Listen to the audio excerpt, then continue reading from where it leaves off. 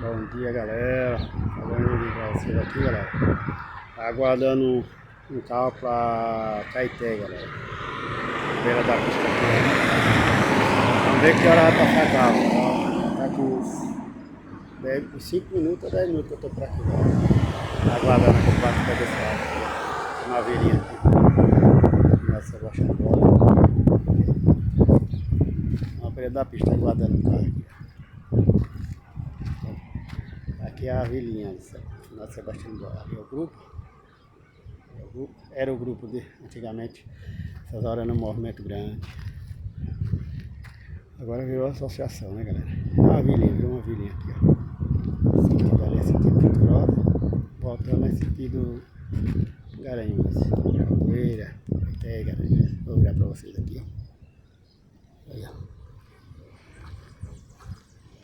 Aqui é sentido Garanhuns, galera, ó.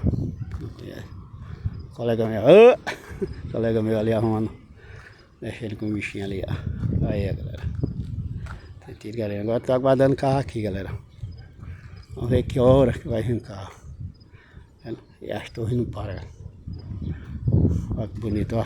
Só ferrou e mito e tudo. Olha lá, vendo? Aqui é onde eu moro, naquela casinha lá do outro lado, rapaz. Olha lá um pouquinho. Aí, esse é do cachorro do meu cunhado, ó. Também não sai do meu pé também, galera. Aqui é a vilinha. Tudo parado. Antigamente tinha um barzinho ali, galera. Uma venda. Eita, mudou tudo agora. Pelo onde vai, ó. Você vê aí. É, meu povo. Tudo muda, né, galera? Tudo. Ó, só o que não falta é torre, galera. Aqui, ó. Um monte de torre lá, ó. Aí vai, ó. É torre. Aí lá daquela estrada lá é onde vai pra minha casa, ó. Onde tá aquelas torres lá. Aí, ó. A famosa vilinha. Esse pé de água aqui tem muitos anos. Isso aí eu tinha 8 anos, 10 anos já existia esse pé de água aqui, ó. Esse pé de água aí. Aí era um grupo, ó.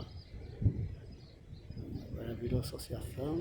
Aí virou uma vilinha. Vou fazer um vídeo pequeno pra vocês, galera. Depois eu faço outro vídeo na frente da capoeira. Sai, louco, daí. Olha, sai daí, sai. Famosa. Aí, claro, desse lado.